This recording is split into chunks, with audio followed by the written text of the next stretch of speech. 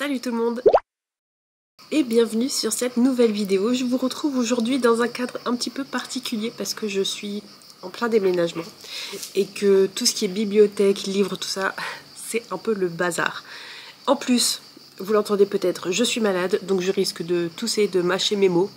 N'en tenez pas compte. Bref, si je vous retrouve aujourd'hui, c'est parce qu'on est arrivé à la mi-année. Il est temps de faire un petit bilan grâce au Mid-Year Book Freak Out Tag. Et il y a une petite quinzaine de questions, donc on va attaquer tout de suite. La première question, c'est quelle est la meilleure lecture que tu as fait sur 2025 ? Du moins sur cette première partie de 2025. Et c'est déjà assez compliqué de choisir un seul titre parce qu'il y en a eu plusieurs, mais si je ne devais en choisir qu'une, évidemment, je pense que ce serait le premier tome des Cités divines de Robert Jackson Bennett, à savoir La Cité des Marches. Je savais que ça allait me plaire, je le savais, mais j'aurais jamais parié sur un coup de cœur aussi phénoménal. On part sur de la fantasy avec un monde, un univers très détaillé, une géopolitique et une diplomatie vraiment aux petits oignons, et un mystère à résoudre. Parce que s'il n'est pas résolu, c'est la catastrophe au niveau politique. J'ai vraiment adoré ce premier tome, j'ai aussi adoré le tome 2 et il me reste le tome 3 pour terminer cette trilogie qui est complètement pépite. Évidemment, j'aurais pu inclure d'autres titres pour cette première question des meilleures lectures de 2025, mais je vais essayer de varier un petit peu les réponses au niveau des questions parce que sinon, on va toujours parler des mêmes livres. D'ailleurs, la deuxième question, c'est quelle est la meilleure suite de série que tu as pu lire en 2025 ? Et alors franchement, est-ce que vous êtes étonné si je vous dis que Fureur, le 4e et dernier tome de la série du livre des Terres Bannies écrite par John Gwynne, est la réponse à cette question ? Personne n'est étonné. Pour moi, cette série, ça reste un coup de cœur du premier tome au 4e et dernier. Il ne m'a absolument pas déçu, il m'a même carrément mise en PLS, mais c'était une pépite. Et si vous n'avez pas encore découvert cette série de fantasy avec une grosse inspiration médiévale, qu'est-ce que vous attendez ? La troisième question, c'est quelle est cette nouvelle sortie que je n'ai pas encore lue Funny Story de Emily Henry, évidemment. Je vous l'avais dit que dès qu'il sortait, j'arrêtais tout, je mettais tout en pause et je le lisais.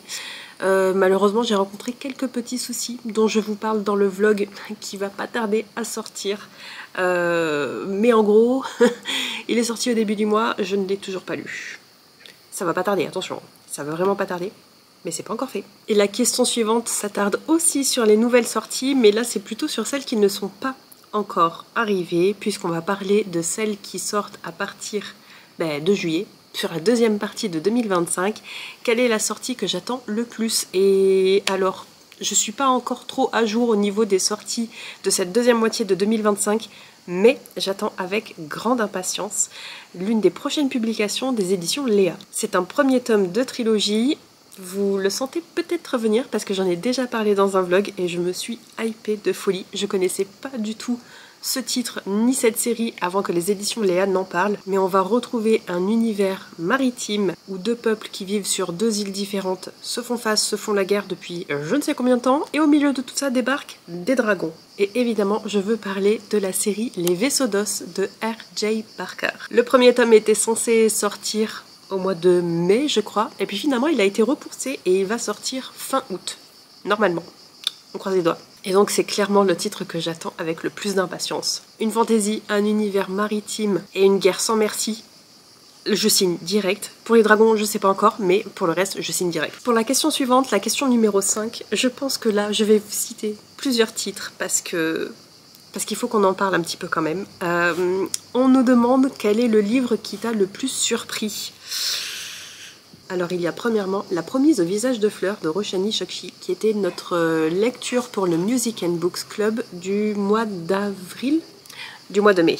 J'avais un petit peu peur que ce titre ne me plaise pas parce que j'avais beaucoup entendu parler du style d'écriture de l'autrice dans ce roman, comme quoi ça plaisait vraiment pas forcément à tout le monde et qu'il y avait plus de retours négatifs ou mitigés que de retours positifs à cause de ce style d'écriture justement. Mais moi, ça a carrément matché et c'est justement cette plume-là, liée à l'intrigue évidemment, qui m'a complètement subjuguée. Et finalement, ça a été un quasi coup de cœur. Des livres qui m'ont le plus surpris, on va aussi parler très rapidement de 100 ans de solitude de Gabriel Garcia Marquez. Là aussi, assez bizarrement, un titre qu'on avait choisi dans le cadre de Music and Books Challenge. Et c'était le tout premier, c'était celui du mois de janvier. Un titre qui m'a surpris parce que dès les premières lignes, ce premier chapitre, cet incipit carrément formidable, complètement mythique finalement. D'ailleurs, je ne savais pas qu'il était réputé pour être l'un des incipits les plus marquantes de l'histoire de la littérature. Mais à la lecture, ça se sent. Et ça a été de véritables montagnes russes puisque j'ai failli abandonner le titre plusieurs fois.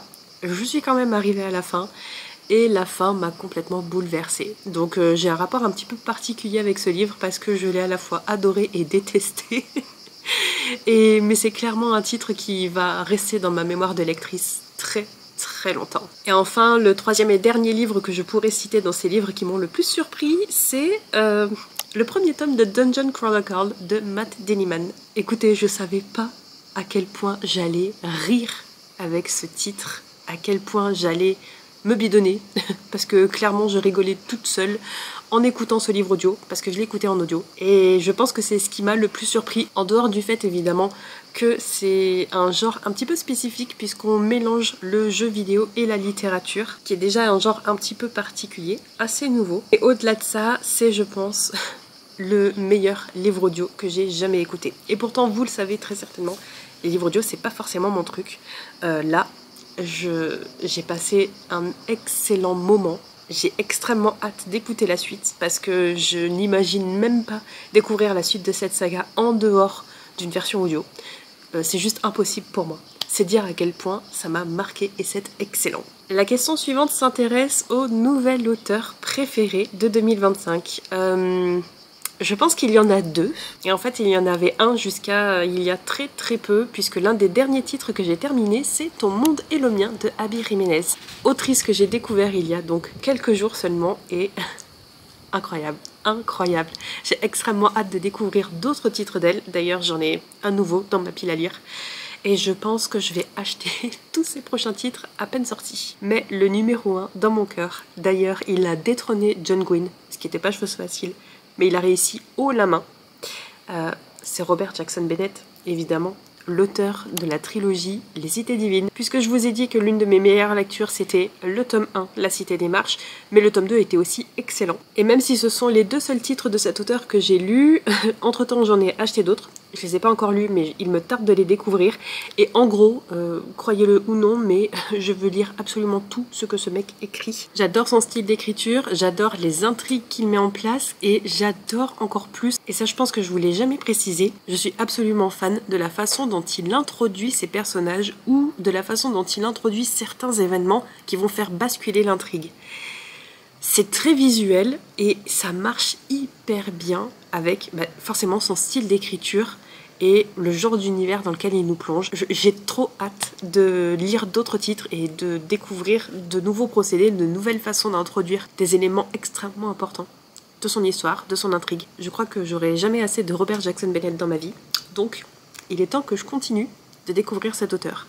Mais pour moi, je pense que c'est devenu mon auteur numéro 1, mon chouchou number 1 finalement.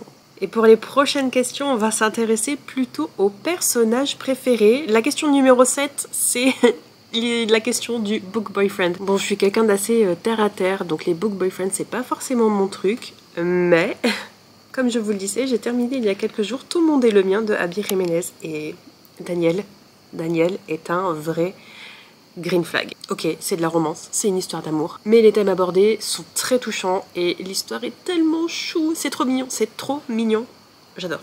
Et la 8e question va s'intéresser quant à elle à mon nouveau couple préféré. Je twiste un petit peu la question parce que je ne prends pas couple dans le sens relation amoureuse, mais plutôt couple dans le sens une paire de personnages. Parce que Carl et Princesse Donut, encore une fois, le premier tome de Dungeon Chronicle. Si vous avez lu ou écouté la série, ne serait-ce que le premier tome, vous savez pourquoi, mais meilleure paire de personnages de tous les temps. Et la 9e question, c'est tout simplement mon nouveau personnage préféré. Alors je précise nouveau puisque ça se passe évidemment sur toutes les lectures que j'ai pu faire en 2025. Et si ça n'avait pas été le cas, je vous aurais dit Makin de la série Le Livre des Terres Bannies de John Gwynne. Mais comme j'ai lu déjà les 3 premiers tomes en 2023 et 2024, forcément c'est pas une nouveauté si je vous dis que sur mon 4e et dernier tome que j'ai lu, donc en 2025, c'est un personnage préféré. C'est un personnage préféré depuis le premier tome, donc il n'y a rien de nouveau sous le soleil. Mais au regard de tout ce que j'ai lu en 2025, je pense que mon personnage préféré, ce serait très possiblement Sigrid. Encore une fois, de la trilogie Les Cités Divines de Robert Jackson Bennett. Je vous ai dit que j'ai essayé de citer différents livres, mais en fait, c'est un peu compliqué. Mais Sigrid, je l'ai adoré dans le premier tome. Je l'ai beaucoup apprécié aussi dans le second tome. Et le 3e tome lui est dédié. J'ai hâte de voir ce qui va se passer. Et en même temps, j'ai très peur pour lui. Mais dans le premier tome, je l'ai absolument adoré. Et d'ailleurs, encore une fois, Sigrid, la façon dont il est introduit, c'est juste une pépite. Bon, et aussi Princesse Donut de Dungeon Crawler Carl. Encore une fois, si vous avez lu, vous savez. La 10e question, c'est quel est le livre qui m'a fait le plus pleurer? Il y en a plusieurs. Il faut évidemment que je vous cite le 4e et dernier tome du livre des Terres Bannies de John Gwynne, donc Fureur. Grosse PLS sur la fin de ce tome et sur la fin de cette série, évidemment. C'est pas que j'en ai voulu à John Gwynne, mais j'étais pas loin.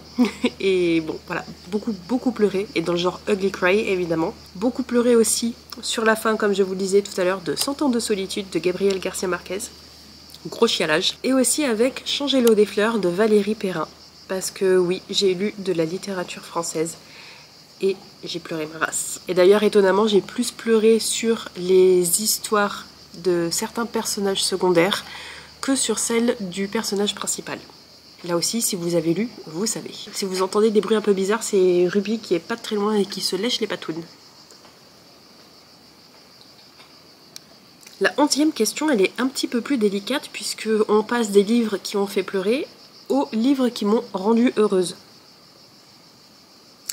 Les livres, ça me rend pas forcément heureuse. J'adore quand ça me fait chialer, quand ça me fait remettre en question ma vie. Mais des livres qui me rendent vraiment heureuse... Oui, d'ailleurs, je me rends compte que dans ceux qui m'ont fait pleurer, il y a aussi évidemment Lever de soleil sur la moisson de Susan Collins, le dernier Hunger Games. Là aussi, j'ai pas mal chialé dans le genre Ugly Cry.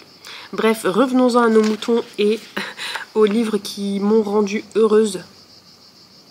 Je pense que à part les livres de romance que j'ai pu lire, oui, donc à part Ton monde est le mien de Abby Jiménez et The 7 Years Sleep que j'ai lu en début d'année, que j'ai lu tout début février, un roman de Ashley Paulston que, étonnamment, j'avais là aussi beaucoup apprécié alors que c'est de la romance. C'est pas full romance, c'est une histoire d'amour, mais avec des thèmes importants abordés, comme dans Ton monde est le mien. Et c'est ce que j'aime beaucoup dans les romances entre guillemets, c'est certes il y a l'histoire d'amour qui prend beaucoup de place, qui est l'intrigue principale, mais les personnages se débattent avec des questions existentielles chacun de leur côté. Et ça, c'est ça que j'adore en fait, dans les livres d'histoire d'amour que je lis. Et oui, je pense que là comme ça, c'est ceux qui m'ont rendue le plus heureuse. Mais si on compte heureuse dans le sens grosse rigolade, encore une fois, Dungeon Crawler Carl. Je crois que je parlerai jamais assez de ce titre, ni de cette série. Faut que je lise la suite. D'ailleurs, ça tombe bien, c'est justement l'énoncé de la question suivante. Quels sont les titres à lire avant la fin 2025 ? En soi, je vous dirais bien toute ma pile à lire, mais on connaît un petit peu l'étendue des dégâts. Donc, ces livres que je veux absolument lire avant fin 2025. Déjà, Funny Story de Emily Henry. Déjà, c'est pas fait, c'est pas normal, on est d'accord. Je voudrais lire au moins le tome suivant de Dungeon Crawler Carl. Le tome 2 existe à la fois en papier et en audio. Le tome 3 s'apprête à sortir tout début juillet. Et le tome 4 va sortir au mois de décembre. Je vais pouvoir binge-reader tout ça. Enfin, binge, écouter du coup. Mais aussi et surtout, un titre que je veux absolument découvrir depuis longtemps, évidemment, The Sword of Kagan de M.L. Wang. Là aussi, c'est pas lu. Pourquoi c'est pas lu ? Parce que je traîne, parce que j'ai pas beaucoup de temps. De toute façon, avant la fin de l'année, c'est sûr que c'est lu, puisqu'il va faire partie de mes lectures pour mon challenge Babelio de 2025. Mais j'ai tellement hâte de le découvrir, et je pense qu'il a un gros potentiel, forcément coup de cœur, je l'attends avec impatience, mais aussi et surtout un gros potentiel pour me faire chialer ma race. Et enfin, 13e et dernière question, et là on va plutôt s'attarder sur les livres que j'ai achetés.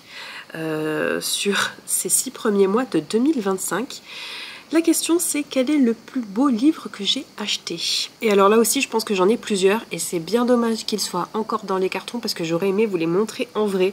En soi j'aime beaucoup ce que les éditions Arajo ont fait avec le premier tome de cette duologie écrite par Isabelle Ibáñez que j'ai pas encore lu mais que je compte bien découvrir cet été. C'est What the River Knows. Il faut se l'avouer, l'objet livre est magnifique, la couverture en elle-même mais aussi le jaspage, il est assez incroyable. Et je vous avoue que j'aime aussi beaucoup la couverture très estivale du dernier Aby Jiménez qui vient de sortir, c'est Le temps d'un été. Je ne peux pas vous le montrer parce qu'il fait justement partie de cette petite pile de livres qui vous soutient littéralement. Donc je vous mets évidemment la couverture ici ou ici, je sais pas où je la mets depuis le début, mais très très beau. Là aussi, jaspage. Je l'aime bien et en même temps je l'aime pas trop, mais c'est surtout la couverture qui pour moi fait ce petit côté pépite. Et j'aime aussi beaucoup un titre que je sais même pas si je vous l'ai déjà montré, je crois pas, il fait partie du prochain book haul, c'est Midnight at the Houdini. Et c'est un titre en anglais que j'ai ajouté à ma pile à lire au mois de mai, qui est écrit par Delilah S. Dawson, que j'ai déjà lu avec Bloom, que j'aime aussi beaucoup au niveau de sa couverture. Et je crois qu'on a fait le tour de toutes ces questions du Mid-Year Book Freakout Tag. Donc évidemment n'hésitez pas à me dire ce que vous pensez de cette vidéo dans les commentaires.